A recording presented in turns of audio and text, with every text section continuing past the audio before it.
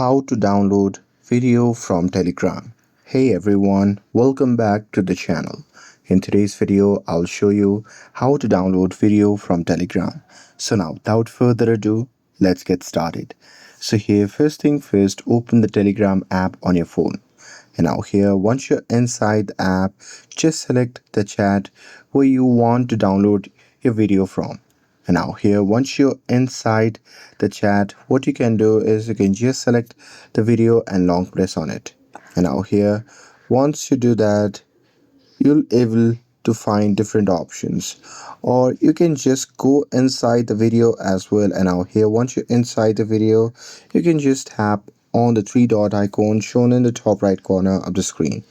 And now here, from the drop down menu, what you can do is you can just tap on this option that says save to gallery. Now here, once you do that, the video will be downloaded from Telegram. And that's it with this.